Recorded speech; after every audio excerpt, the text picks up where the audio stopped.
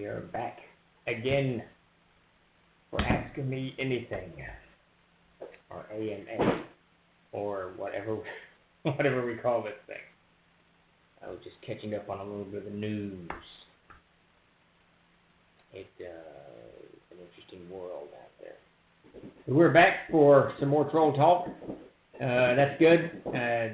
Chuck, I got all your links. I'm going to start going through those tonight. I'm looking at the microphone first. See if we can't replace that. I mean, my camera, I keep messing with crap. Get things turned around and upside down. I guess you're going to push social now. I probably should as well, but that's exhausting. I'm just slowly sliding out of the camera shot here. There we go. Got caught up last night watching a bunch of missing person videos. Always a good way to creep yourself out. How's it going, Red Dragon? Overlay. Am I in the wrong one? I am in the wrong one. Let me do that. There we go. Good call, Tim. You are very low. Yeah, I was in the wrong man. Tell me why. Is that any better? I'm creaking all over the place, Chuck. We'll get that microphone next. How's the sound? Is it good? Still low, Chuck? That's my creaking bones. My bones are a creaking. Would you like for me to hold the microphone like this? Would this be better? But I'm not going to do that. So.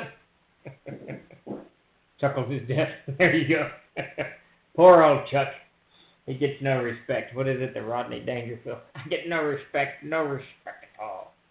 That might be the worst Rodney Dangerfield of all time. That thing hooked up. How's it going, 𝚃𝚘𝚕𝚕?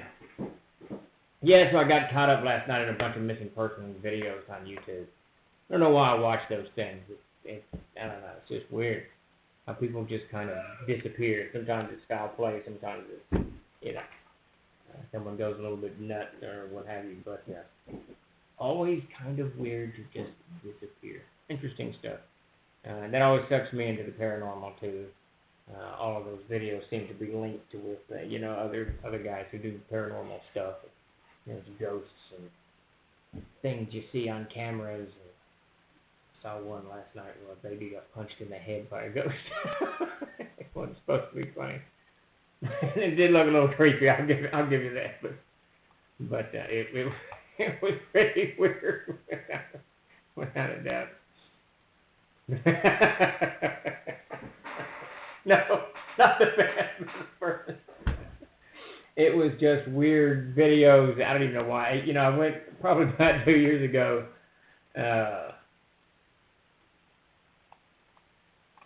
Hold on just a second.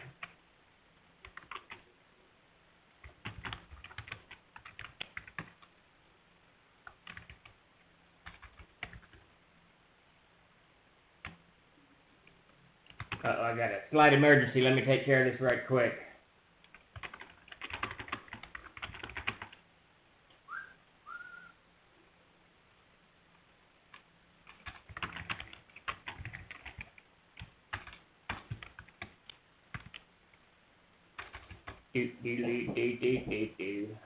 Okay. All right. You take care. All right. We'll see. Well, hopefully that emergency passes. Yeah, it never is actually done. I don't want her to do that to me.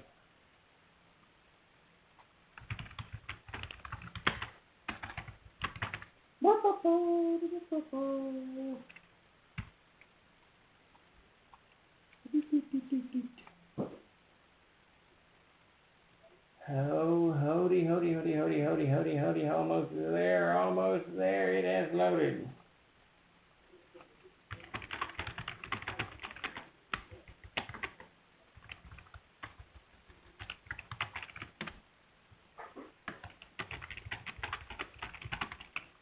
Alright, good deal. All right, I'm back. Slight emergency taken care of. So we are here today for Ask Me Anything to talk about all things troll, RPG industry. We just had some big news drop about an hour ago. I think Gen Con is now officially canceled and going virtual. I'm not sure how that's going to play out, but they got 70,000 attendees, 70,000 attendees.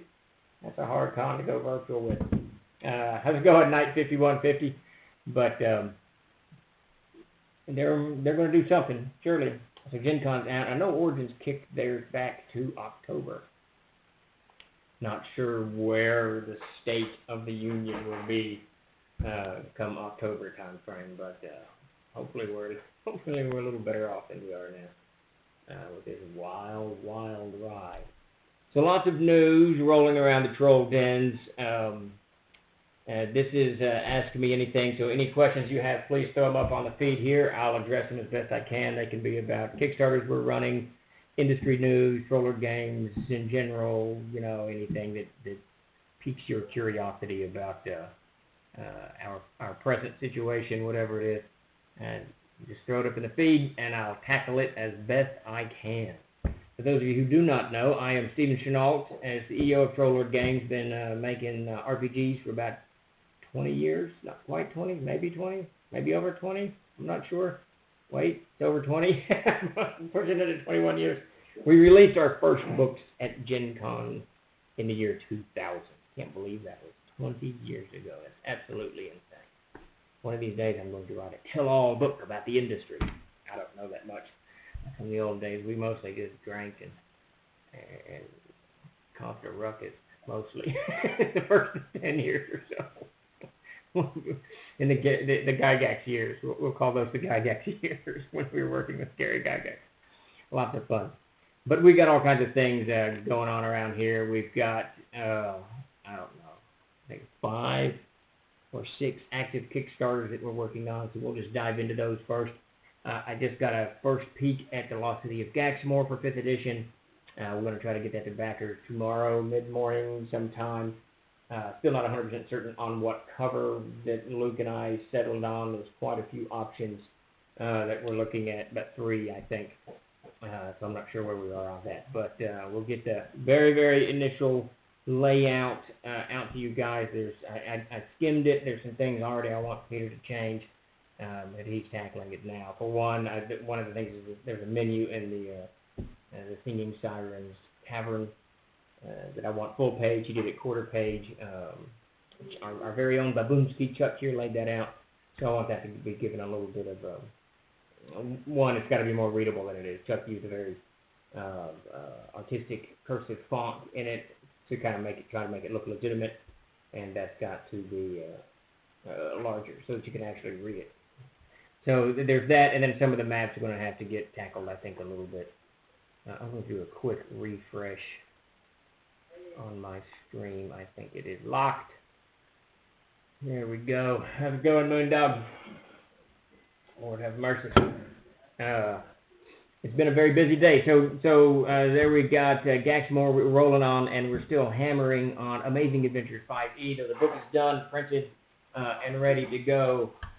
We still have to do 1 book, I think. We've got 3 books to print, and 1 book is now in editing. The 12th book is in editing. So if you back that Kickstarter, you guys have got a huge mountain of books coming your way if you backed it at the higher levels. So I'm hoping very soon to have those done. We should get 1 of them, 2 more done, wrapped up, 100% wrapped up this week, and I'm hoping a 3rd, but probably early next week. And then we'll roll these things out. Of course, we got another holiday rolling up, so that'll slam into. That'll slam into our shipping schedule. But there you go. So there's the Amazing Adventures, and then well, there you go. Well, then I'm just going to jabber on about Kickstarters for a few minutes. Knight said that he didn't have a question at the moment. So, boo. Is A5E backer kit still open? Epi, I think it's locked down. Tim will have to answer that. I'm about 90% certain it's locked. No, I know it is. It is locked down. So I'm not sure. I think after it's locked down, you've got about 2 weeks where you can go in and change addresses and whatnot. But as soon as it begins shipping, once we've got about half of it rolled out, heading out the backers, we'll start uploading all of these products, and it's a lot of them. I believe it's 12 total products. I think it's 12 or 11. We'll start uploading these things onto the Equid, so everybody who missed it can dive in as well. Hi everyone, just a reminder that we appreciate you all hanging out and watching. Yeah, absolutely. To second that, if you're just joining us, please don't. Thank you first off, and if you haven't, please give us a follow. We sure appreciate it. Spread the word. Let people know about the trolls on Twitch. We have been here a good 6, 8, 9 months, something like that. And we've got a lot of stuff going on. Chuck's got a game going on Saturday. We're hooking up with conventions, doing stuff along those lines. I do this Tuesday talk, troll talk every Tuesday at 4, and then Jim's Tricks of the Trade Thursday at 8. Good Lord of mercy. Tape all over me. Yeah, so you can change addresses, but pre-orders all got. Yeah, so all you can do on that epi is go in and change your address. Now we've also got to launch the soon. I think I got to sit down with Tim and get caught up on all this stuff. The backer kit on Memorial Tomb, that has to be launched fairly soon. Then there's Codex 𝚃𝚘𝚕𝚕, but we got to do Codex Egyptium is actually the primary Kickstarter. And I think we released. I know we did. We released 𝚃𝚘𝚕𝚕 and Egyptium last week in digital format, so those are getting wrapped up as well. David has turned over his adventure that goes with that. So with the Codex Egyptium, it'll probably be next Monday or Tuesday before I can dive into it. I really want to get Amazing Adventures wrapped up. And Peter's still doing some coloring work on the 𝚃𝚘𝚕𝚕 book, so we're going to give that a few more days. So if you have it, if you've already received the digital and you find anything wrong with it, any misplaced, I think Pat Bellavance noticed some of the pictures were too dark, anything like that, please let us know so we can go and fix it before we roll that thing to press, which will be in the next couple of weeks. Because once it's printing, we don't. It's expensive to change anything in the stride, and we don't want to do that. And once it's printed, of course, it's done to the next printing. So all good though. I was just about to ask about Egyptium from Nordica. So Nordica is next of this wild ride of mythologies that we're on. So let me dive into that, Blood Wild. Even though you didn't actually ask the question, I'm going to anticipate just because it's what we're working on. So last week we sent an update out to the Player's Handbook 7th printing Kickstarter, which is 2 years old now. And in that Kickstarter, one of the stretch rewards was Of Gods and Monsters. Jim Ward's book that we're doing a complete overhaul of, an actual second edition of, as opposed to just another printing. Now the reason that we were going to do that is I wanted to bring that book more into line with the Mythos series, Nordica and Egyptium and 𝚃𝚘𝚕𝚕 and the other ones, and make it far more useful, a more useful tool than it is now. It's a fantastic book. Jim Ward did a really great job on it. Love his concept of avatars, and he created a bunch of new spells and new monsters. And all that stuff's great, but what I really wanted to do, as each of these Mythos books comes out, we're really beginning to cover a huge swath of, Earth mythologies, of ancient mythologies. I think out now are 𝚃𝚘𝚕𝚕, Nordica, Germania, Slavorum, Classicum, and Egyptium will be out soon, and he's working on the Chinese Mythos, which promises to be a huge book. He's finished that, I think, and he's begun, Brian Young is who I'm talking about, has begun on the Korean thing. So what you're basically looking at is a wide swath of books that are going to cover a wide swath of mythology that you can really get all the details that you need. Now, but what really is missing in all of that, of course, is an actual fantasy mythos, the orcs, the gods of the orcs, gods of the goblins, dwarves, elves, and let's face it, a lot of us play dwarves more often than we play ancient Egyptians or ancient Koreans or what have you. So it's a book that's more than needed. Everything seems to be so dark. It's a book that's more than needed without a doubt. So what we've done is retooled it as kind of a player's book. The first section of it is going to be kind of how to integrate gods, how to play gods, how to do holy symbols, all kinds of stuff like that. And it's not really a how-to. That's not the right way to do it. It's just kind of a discussion of what pantheism is and how integrating it into your campaign systems and all of that can easily be done. That's the first part. And then the second part is actually going to be the demi-human and humanoid mythologies, or pantheons, I should say. I think we're doing the gnomes, halflings, dwarves, elves. I think that's it on those demi-humans, and then on the humanoids, I know kobolds, orcs. There's quite a few of them. Kobolds, orcs, gnolls. I can't remember them all, but it's quite a few of the humanoids. So the second part, you're going to get a whole lot of deity information blocks, stat blocks, which you've probably seen those in, if you've picked up the Egyptian digital book, Player's Guide to Erd or Codex of Erd, you've seen it. It's kind of an information block for each god that has a holy symbol, temples, holy days, sacrifices, stuff like that. So that's going to be the center part, and then the third part of Gods and Monsters, we're actually going to take those information blocks that will appear in each of the mythos books, Nordica, Germania, etc., and we're going to put just the information block, nothing else except maybe one line of description of who Odin is. He is the king of the gods. Who, I can't think of the gods at the moment. Who's the guy who runs, not Artemis, who's the Greek guy that runs Mercury? No, that's the Roman one. Anyway, you get the point. So, and it'll sort of be an appendix. So the players will actually have access, really quick access to the information blocks in part 3 for all of these gods from all of the mythos books that are presently published. Now, it's not going to have ones coming out in the future, obviously. So these 3 parts will actually make of Gods and Monsters far more of God. So there may be a title change coming in that, and far more useful for the players and the CKs too. But really, it's going to be for the players to access clerics, druids, paladins to access this information super fast. So that's what we're doing. So I dove in. Davis has already finished his portion of part 3. He's working on part 2. Part 3, of course, is just kind of assembling. Brian has finished his end of that.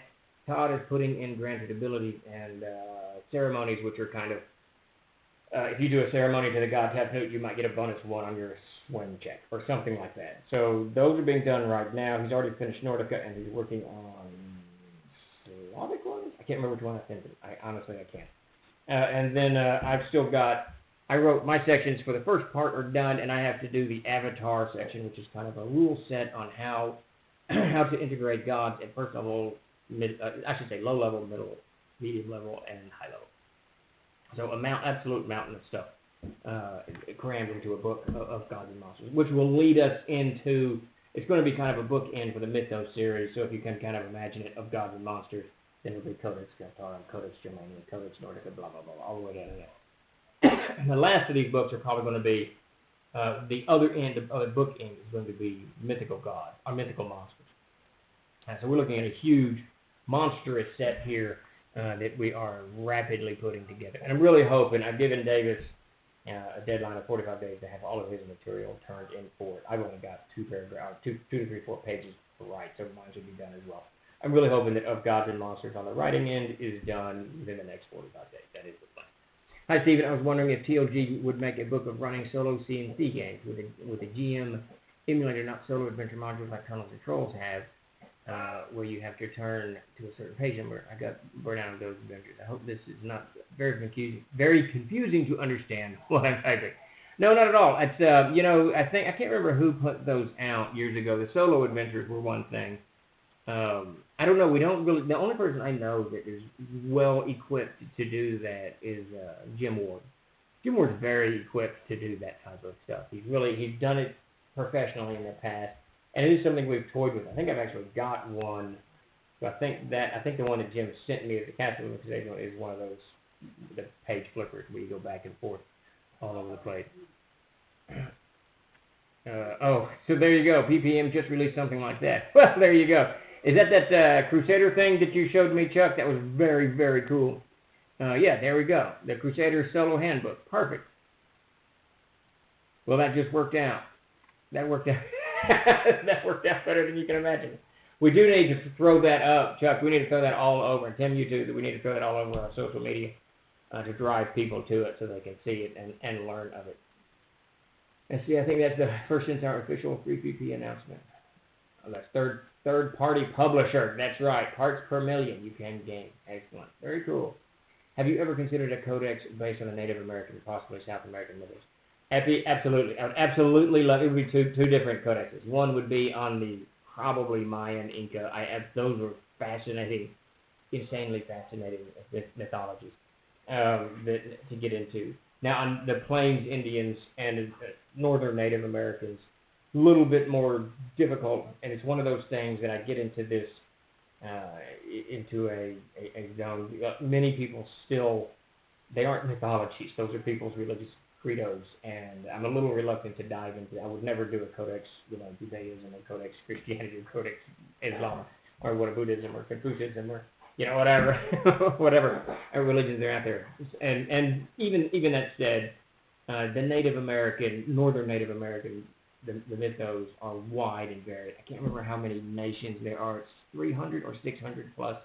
I honestly can't remember. It is an absolutely monstrous number of peoples. Now, depending on how you look at it, they used to divide it up into 3 language groups, I think, in North America, but that's not the case anymore. I think they've broken that up into scores of language groups, and each of those are going to have their own take on mythologies and whatnot. So you get into this kind of this broad field of what exactly are you going to do with that.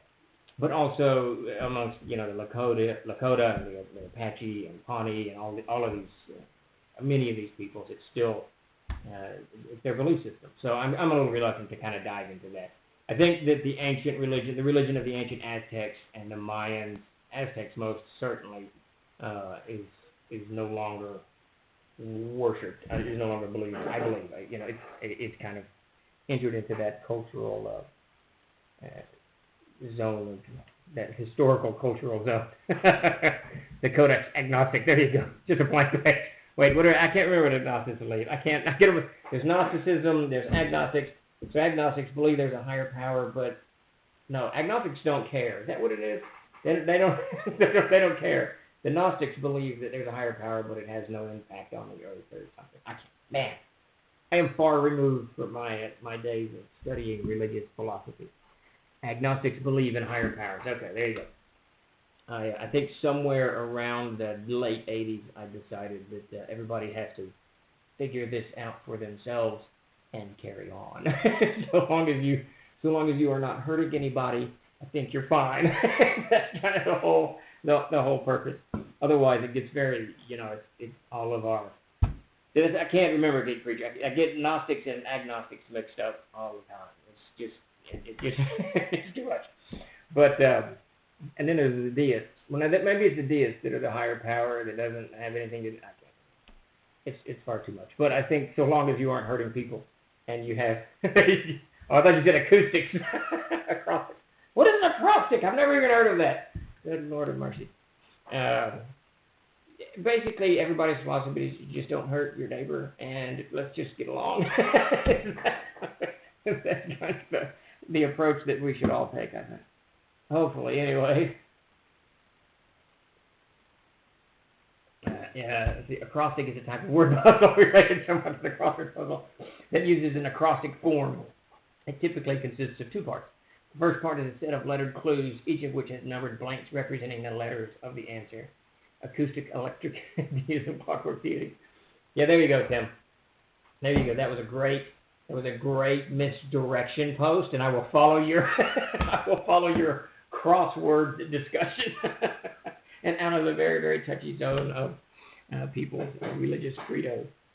But I don't think I've ever actually in my life started and finished a crossword puzzle. I have certainly started dozens of them, but I don't know that I've ever actually carried through and finished one. Maybe I should put that on my bucket list that someday I'm going to do a crossword puzzle. Hey, that reminds me, Tim, remember we did about 5 years ago, we had a site where it would generate crossword puzzles, and we had it on the front page. In those days, we were trying a different approach to the TLG homepage, and of course, social media wasn't as huge as it is now. But the idea was you could come to the Troll Lord page, and this was my concept. We had weather reports, so you could type in your zip code and look at find out what your local weather was. We had movie theater from Fandango, I think, so you could type in your zip code and find out what's playing at the movies. We had on there there you go, Geek Preacher. Derek knows more than most of us about all of this stuff, without a doubt. This is his life.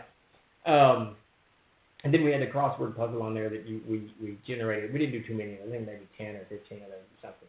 But that was kind of cool because we could do Troll Lord crossword puzzles and Castles and Crusades crossword puzzles, which was really just kind of cool. We need to find that site and bring that back. The daily crossword from Troll Lord games. What a way to go. I love it. I don't think I would ever finish one, but it would be nice to have them up there. I like the idea of crosswords. Hard to make, but fun. All right, let's do it. Let's bring it back. Let's put it on Chuck's desk. He doesn't have enough to do with his maps and his old D20 and his whatever. I don't know. Fantasy Grounds. That's what it is. I can't ever remember what that thing is. All right, so incorporating religion into game. Hey, that would be great. We should do a GM Tricks of the Trade, Derek. Geek Preacher, let's do a GM Tricks of the Trade where we sit down and discuss this. And now would be an opportune time because we're doing I think, I don't know if you were here earlier, but we're doing Of Gods and Monsters, in which we're actually discussing how to better incorporate the gods, the deities, and whatnot into your game for your priests and whatnot. What's next week's GMCT about? More setting stuff. Yes, next week we're going to expand on the setting concept. I think last week we talked about kind of broad strokes. Was that right? And then we're going to zero in on some stuff, I believe, was the idea on this week. So I've kind of got part of it put together, but it's not. I'll get that wrapped up tomorrow, presumably. How long is the Saturday games last? I think Chuck's game is 4 hours. Yes, there we go. It's about 4 hours. All good, Bill. All very, very good. Make it happen, Baboonski. Yes, Baboonski, make it happen. Yeah, we'll get together, Derek. We'll figure it out.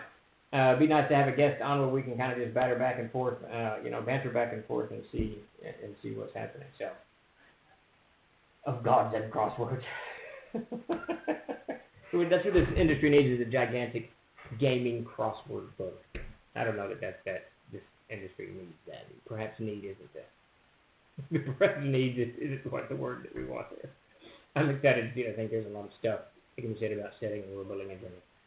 We literally probably could do 10 or 15 GM Tricks of the Trade on just building things. I could probably do 5. And I never really know what to do on those GMPPs. Because I could probably do 5 ways to use weather at your table. I'm a big fan of using weather. I'm a big fan of using terrain. I'm a big fan of using all of these things that help enhance, that we live, that you have experienced in your own life as a GM, that help you expand the game and make it more believable. And just taking, whatever it is. And here's a perfect example. So I had a nice long sit down with David this past weekend. I went up in the mountains to visit with him a bit, and he's doing. We do these about every 2 years. I get fired up about him doing these short encounters, and then we get distracted with other things. But I'm determined to keep him on top of it. For me to stay on top of it, because I keep giving him other projects to do. When we were kids, what Davis would do back in the 70s is he'd take a piece of notebook paper while he was sitting in class, and he'd write out these really succinct little encounters that had nothing to do with your campaign, nothing to do with your adventure.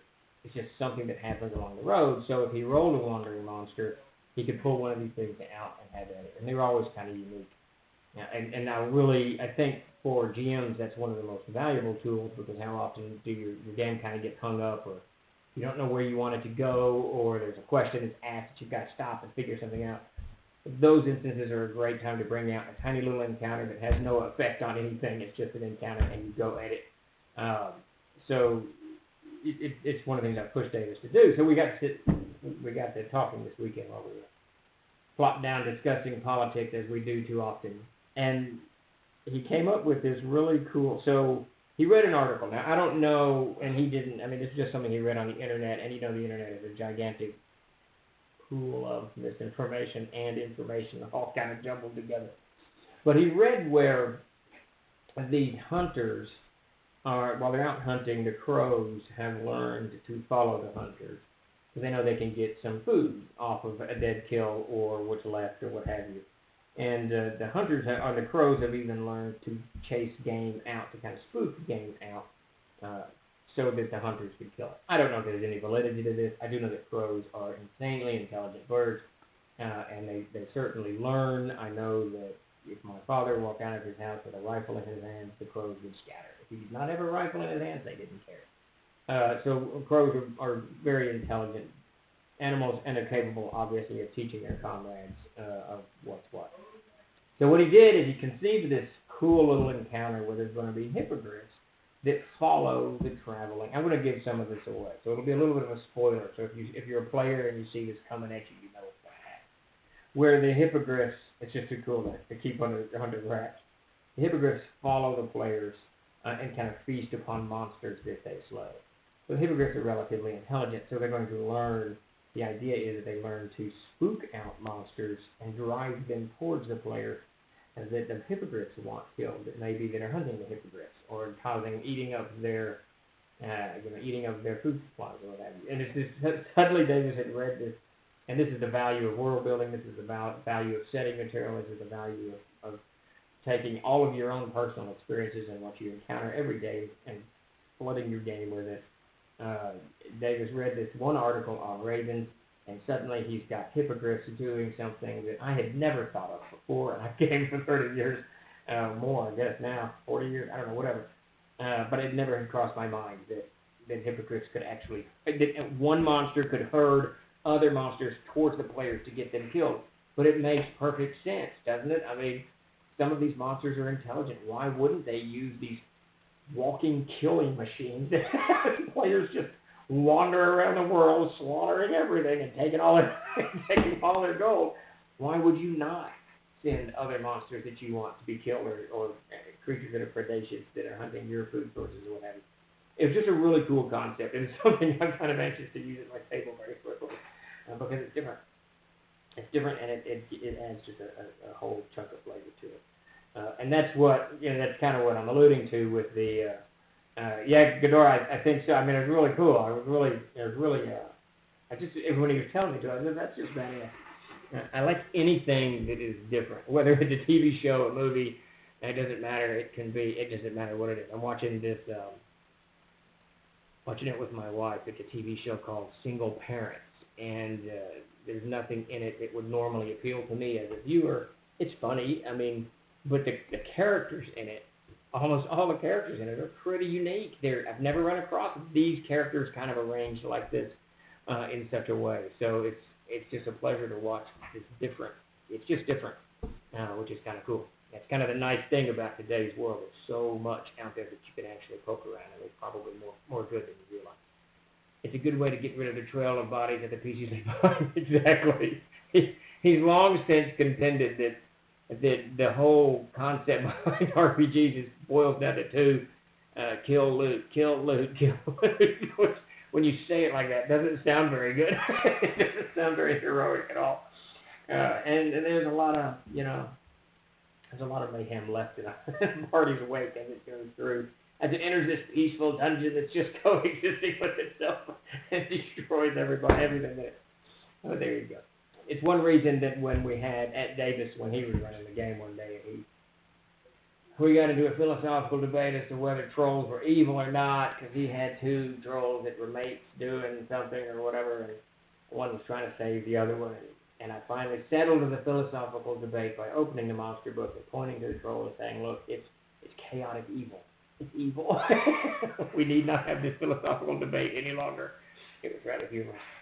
But, anyway, so, I mean, I think we could do setting material for the next GM Tricks and Trades quite a while. I just have to decide, and any input you guys have would be much appreciated. I have to decide how detailed I want to do. Do I want to do 5 ways of using weather, 5 ways of using terrain, or do I want to kind of do a broader scope? I tend to, when I start writing those, I start with a broad scope, but I start narrowing my focus very, very quickly, because frequently the broad strokes, they're not as helpful. They can be, but what's really helpful, especially to experienced GMs is, well, like the 𝚃𝚘𝚕𝚕 thing, helpful to me because it gave me a whole new way of looking at monsters. In a 5-minute conversation or a 10-minute conversation, a whole new dimension of crap that I can do with monsters unfolds before me, because it doesn't stop with the hypocrites. Of course, it goes on and on. Just a good one to do it. Weather is fun. The players don't appreciate it as much as the GM. I use weather a lot, an awful lot, and I use it to slow movement, whether the ground's muddy or whether equipment becomes wet. I use it to give attributes, penalties, or bonuses, or whatever. I certainly make them keep track of water and food and all of these things. And it's weather will really, any of you who have hiked or canoed or done any kind of outdoor activity know that weather can mess you up. It can mess you up fast. We get very used to these sealed, air-conditioned, and heated homes, but when you get out in that mess, it doesn't care. It has no thoughts, nor it has nothing. It just will do whatever it's doing, and your comfort is not part of it. Love weather, and I love terrain. I love using both of them, and I use them as a table a lot.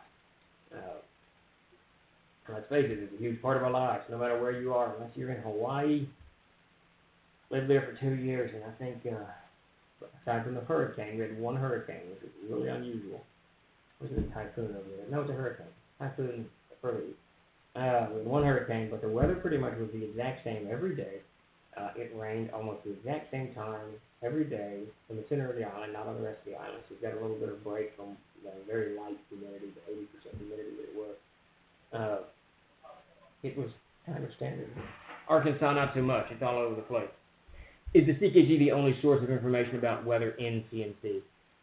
There's the rune lore. I touched on it quite a bit in rune lore. I discussed Arctic stuff, and that has been, I think, either dropped or integrated into the players. No, not the players guide, into the adventurers backpack. But I don't think it has. I think it's been dropped.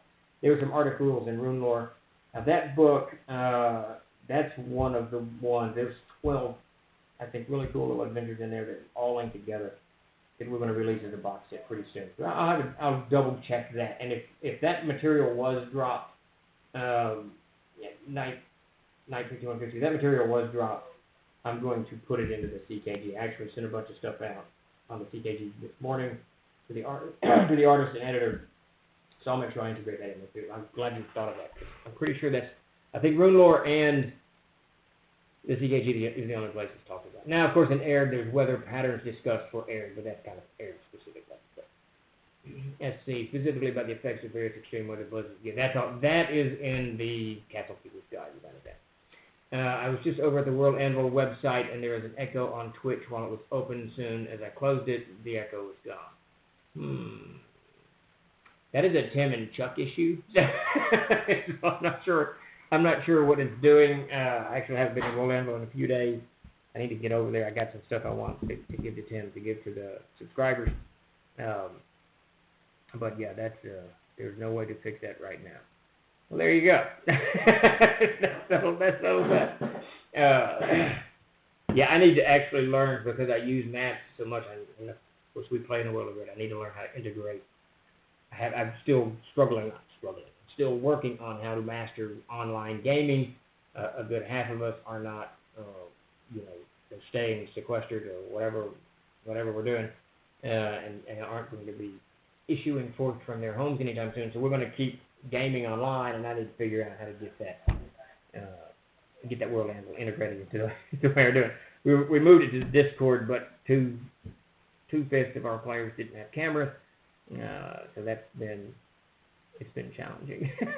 We're all five of us are kind of lodged back in the 1980s when Stranger Things came out. Mac went absolutely ape shit. He remembered his youth, and he got to relive so much of it. Not that he fought the Demogorgon, but all of that stuff.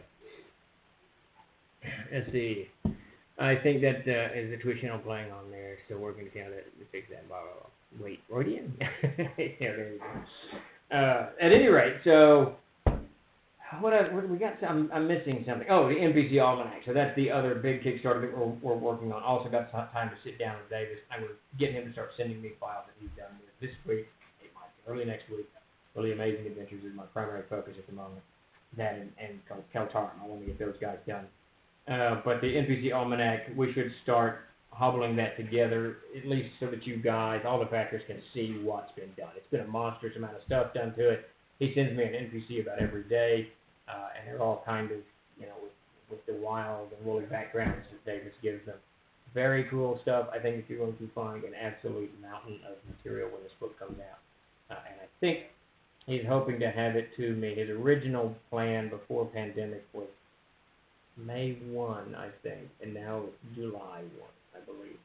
He got overwhelmed when the schools closed. He's got 4 kids, so he got kind of overwhelmed with children coming home and trying to learn how to do everything online and schools and tests and all of the stuff that comes with it. Some of his are still pretty small, so it was quite an adjustment. How's it going? Great 𝚃𝚘𝚘𝚕𝚕 however you pronounce your name. How's it going? I had a Turkey Hill ice cream. Oh, man. I was eating ice cream just yesterday. Man, I like ice cream. I'm happy when I get up to New England, I'm going to track that down. Figure out what Tim should be heading back there soon, I think, depending on pandemic. I don't know what Maine's doing, but I'm going to have some of that Turkey Hill ice cream. I just like ice cream. I don't like to eat a lot of it. I won't eat much. I eat a little bitty bit, but it's good. And I really like ice cream cones, and I don't like the long cone, the traditional little cone, whatever. So I'm going to go to New England, have some Turkey Hill ice cream in a regular cone. See how it tastes. Man, I'm going to have to have some ice cream. So ice cream does not go well with Dr. Pepper. It doesn't really go well with anything in my opinion. Ice cream should just be itself, just by itself. That's just the way it is. So anyway, so the NPC Almanac, hopefully we'll have that thing. We'll start getting stuff to you guys pretty quick, and then hopefully it's turned over by July 1. I believe that's the day he's shooting for. Dr. Pepper float. Yeah, I never take my Dr. Pepper and mix it with anything. I noticed and Jason Bay said to me Jason Bay said to me the other day that the new cream soda Dr. Pepper cream soda or whatever it is, it's super good. I just don't mix my Dr. Pepper with anything. It is delicious in this can. I don't even like the tall cans, primarily because I can't ever finish it and it's hot and it's thrown away. I hate throw Dr. Pepper away, but Dr. Pepper in a nice cold can, chilled for about 12 hours, is perfect. So maybe a Coke float. What is it my mom told me the other day? She said that when she was a kid, and I've never done this, some of you all may have, she used to put peanuts, no, is that right? Yeah, peanuts in Coke. No idea why you would do that or why anyone would think about doing it, but she said it was delicious. So I'm not sure if it makes the Coke taste different or if it makes the peanuts taste like Coke. That I could see. I don't know what the whole purpose is. Someone got bored while they were drinking their Coke and eating their peanuts. I'm having a Diet Dr. Pepper here. Absolutely it does. I keep meaning to switch. I really should switch. I'm told that Diet Dr. Pepper tastes, or the sugar-free diet, whatever, tastes just the same as Dr. Pepper. I have ratcheted my Dr. Pepper intake back somewhat. Salted peanuts, maybe that's it. I was drinking so many Dr. Peppers a day, I couldn't even taste them anymore. So I ratcheted that back wrong. I think Owen's going to school us here in a minute on peanuts and Coke. Jaeger is Dr. Pepper plus Jaeger. Or is that, oh yeah, no, big one. No. No. I don't think I can do that. Dr. Pepper out of a can is good. I don't even know if I mix soda with anything. I don't know, that's crazy. But to each his own. If Dr. Pepper in the Jaeger works for you, then carry on. If you're going to poison yourself, might as well do it with a real thing, not diet. There you go. Yeah, and it can be, it's how much sugar is in these crazy things? 39 grams of sugar. And I think someone my age, 52 or something, should be getting like 50 or 60 grams of sugar a day. I was drinking about 8 or 9. That's just a ridiculous amount. Absolutely ridiculous amount of Dr. Pepper. So a lot of publishers are coming, at the store today, they were announcing Dr. Pepper. They did have Dr. Bob. do not do that, Ultramax. Do not do that. That stuff it wasn't Dr. Bob. I don't know what it was. It was Dr. something. I think it was Thunder. And one of my buddies who games with me brought it over to mix in with whatever he was drinking, and he left it in the fridge in the mail room. I went and got one. The cans look alike. Opened it. I took a drink. And it tasted odd. You know, sometimes you get a bad Dr. Pepper. And then work. Take another drink. Work. And I looked at it, and it was Dr. Thunder. I can't remember what it was, but it was just like Mr. Pibb. It just was not good. It just wasn't good. Don't drink it. Just stay away from it. Better go diet than that. So a lot of publishers are coming out with revamped content from the old days. You guys with reworking Gaxmore, Goodman Games getting a lot of old modules and redoing them in their OAR line. Can you talk a little bit about, do you have to acquire the license for something before you work on it, or can you just get like one-time permission who owns all that old stuff? Is it difficult to acquire licensing? Is it worth it? Greg, yes. You have to get a license for anything that was done by Wizards of the Coast or TSR. In the old days, is still owned by Wizards of the Coast, and Goodman has acquired licenses for that to do all of those things. I know that for us, we licensed. We didn't actually license Gaxmore. Luke and Ernie own Gaxmore. They own all of that content, and they own the Undercaverns of Gaxmore. We didn't license it necessarily. We came to a publishing agreement where we're publishing their Lost City of Gaxmore. And that's sort of how we did. That's how we did Gary Gygax. It was a publishing agreement. We were their publishers. So there's kind of two directions that you're going. If you're licensing something, you have to do it. You have to stay somewhat. I mean, it's you're paying for the use of this thing, whereas and then you depending on how generous your licensing terms are, you can really extrapolate out, or you have to do it just as. And I could not speak of how Joe Goodman's licenses are with TSR. I think he's redoing the original and then expanding it. So he's probably got a pretty broad license with those things. That's generally how it's done. So like if we were to get a license to do, say, the Expanse, which I think would be really cool, we would have to negotiate how much of the IP we can use and how much of the IP we can kind of develop on our own. Some are going to be pretty stringent. I suspect that Star Trek is pretty stringent and Star Wars is less so, would be my guess. We talked about, we negotiated, we didn't get it, but we negotiated with the Burroughs folks to get a license to do Edgar Rice Burroughs' Mars books, but and had we done so, we would have had kind of an open, we had to hire our own writers, own artists, and have an open field to do what we want to do. Publishing is a little bit different. Luke and Ernie, they deliver a manuscript to us. Do you want to publish this? Yes, we do. Cut percentages.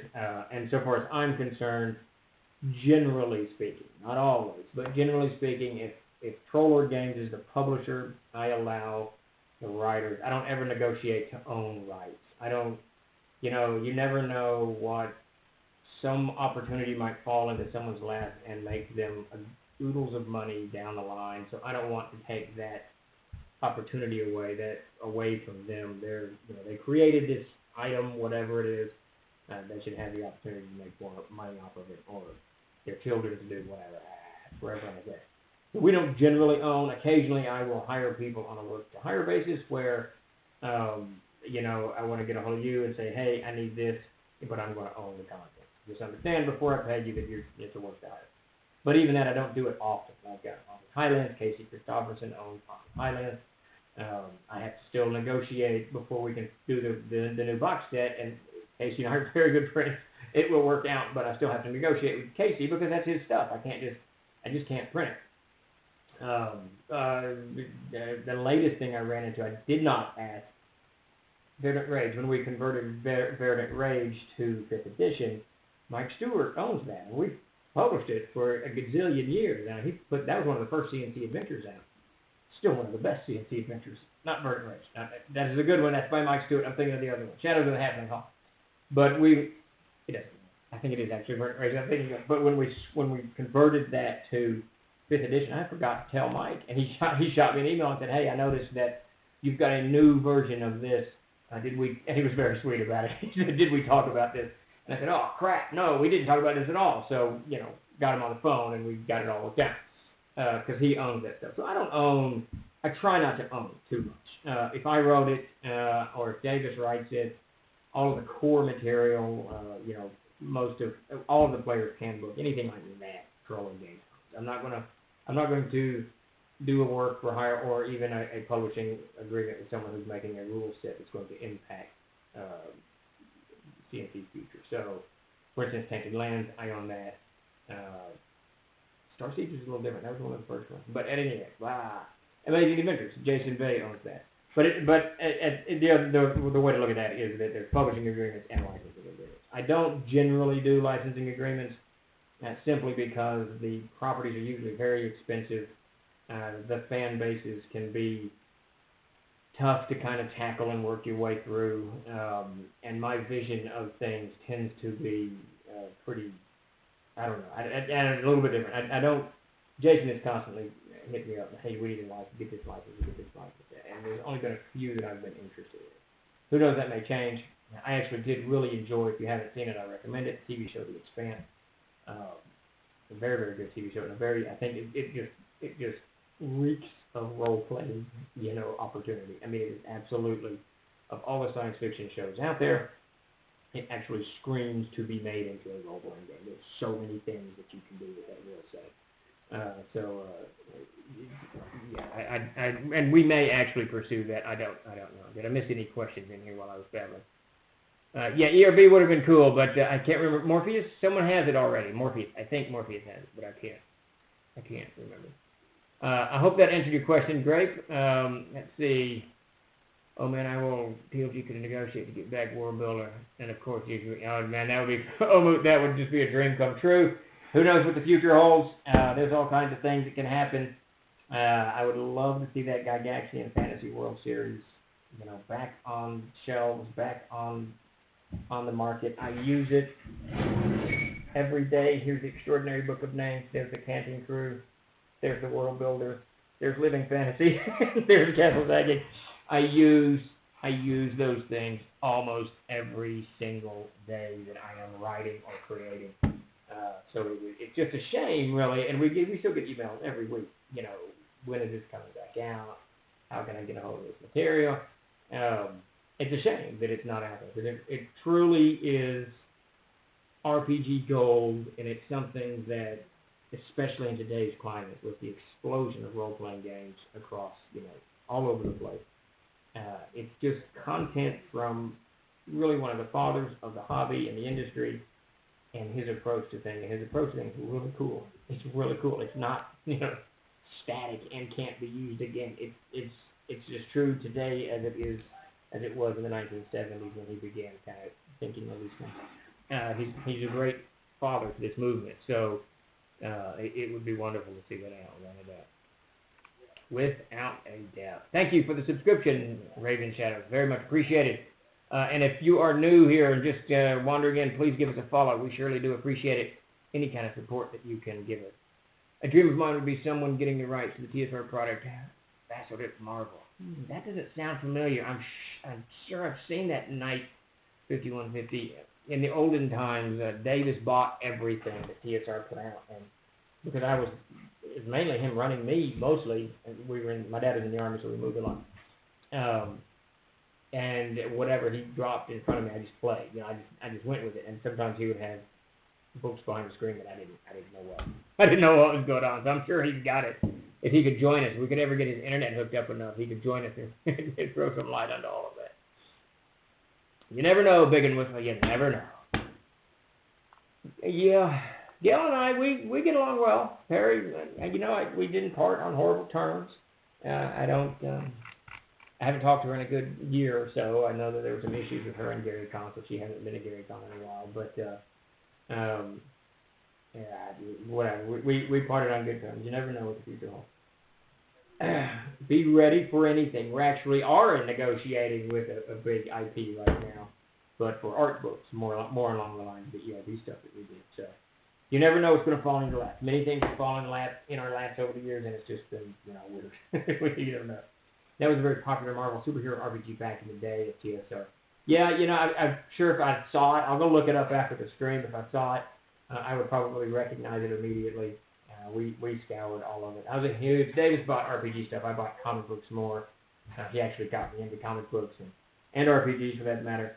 But I did more of the comic book stuff, and he bought RPGs and then whatever he dropped at the table. The stuff I remember having the most fun with, Village of Hamlet, obviously. B1, Descent into the Unknown, but then the We Warrior Productions. I don't know if you remember those. I've got them around here somewhere. They were little bitty books. It was the Axe of the something, and then Fourth and Glory, 2022, I think. The We Warrior Productions. If you get a chance, definitely go check those out. They're really cool, classic stuff. Omud asks, any more planned till the end videos? Yeah, absolutely. I actually started working on, I finished the script for the third one, sent it to the director. He wanted some major changes, so many changes that I kind of tossed the script. I think it was going to be too difficult to do on his end. So I've been kind of revisiting that in the last about a month ago, I pulled it back open. Because I would absolutely love to do more of those. And that guy lives, Matt Hopp is the director. He lives right up the street from me. We're good friends. I know he'd jump on the question. I'd jump on the project. And I would love to get the actors back into it. Take those three characters and weave them into this world of mayhem. I actually saw, I was watching them about halfway through it. Looks like we're going to raid Reaper here soon. But I was halfway through this movie called The Domestics. The Domestics, I think it's on Prime, I think. I don't know. I can't remember where I'm watching crap all over the place. Thanks, Omud. Yeah, I loved doing those. And let me tell you, I have so little to do with that side of the entertainment world, meaning to say that I won't even watch. If I see a video that's like behind the scenes of one of my favorite movies, I absolutely will not watch it. Because I don't want to know. I want to escape into that reality of the movie that I'm watching on the TV show. And when I was on set, when they were filming To the End and the other one, when they were filming the other one, it was crazy watching how they do things and I've talked about this before, but how the actors are able to. The director would say, "Give me funny, give me concerned, give me whatever emotive response." He didn't know how he wanted the scene to play out. He knew how I had written it, but he wanted it to play out a certain way. So he had the actor do like 6 or 7 different emotive responses, and filmed each one of them. Then he went with whatever he liked. And when I was watching, I was going, "This is just awesome." And you see the tracks that the camera gets put on, so they can smoothly roll it. I mean, it was just really cool. It was a whole new eye opener for me because I just don't know, because I avoid it, so I don't know how that end of the world is actually done. Very cool stuff. Yeah, absolutely love to. I really would like to do. I had 3 originally planned. There was a third one that followed this one. Like I said, that one kind of gotten scrapped, and it was actually based. I don't know, you may remember it. I had that blue pickup truck. Trollwood Games had a blue pickup truck. We drove everywhere. All of these gazillions of conventions that we've been to over the past 20 years. But I got rid of it about 5 years ago, and it was part of when I originally wrote that third part. The truck was the central part, and now it's gone. So, the truck's gone. So the scene kind of it unraveled, which is kind of funny. But yes, definitely do some more. So I think that we are going to. That would be amazing. Chuck couldn't voice a bar to see the Jack of all trades. There you go. I got to tell you, those 3 actors that we worked with. It's Megan. I can't remember the other 2. Been too long, but they were so professional, and what was really cool about it, and I got to tell you, because I do a lot of writing, I write a lot of fiction, and I write a lot of game material, and for those of you familiar with my adventures know there's a lot of background to it, so I do a lot of writing, and to watch these actors and actresses take the words I had written and change them a little bit, so in my head the inflection would be this, or the emotion would be that, and they read it and see something completely different and play it differently. And it came out so much better. It was so cool to watch that, because what you basically have is people looking at what I had conceived and saying, yeah, that's an interesting thought, but what if we do this? And it's even better. So I was stoked. Tim's actually been wanting us to get Megan over here and do a discussion of these things. So that may be in the near future, which would be great. All right, so I think we're winding down. It's 5 o'clock. We all got to go round up some dinner. Into the AMA today, but we're going to be raiding here very, very soon into Reaper. For everybody, thank you for showing up. I'm very, very much appreciate it. And yeah, Ken Cuthbert. We'll be back on Thursday at 8, so join us then. But I think suddenly I want to stop streaming when Chuck tells me to. And everybody have a wonderful week. Be safe. Take care of everybody around you, and let's plunder, and let us plunder Reaper. Wait, the Lazy Painters tomorrow, right? Yes, Lazy Painters tomorrow at 7. And then I will be back on Thursday at 8. That is the plan. All right, Chuck, we are in your hands. Launch the raid when you are ready, and I will kill the stream. Thank you all for showing up. We very much appreciate it. Love the give and take here at the AMA. All right, Chuck, give me the word.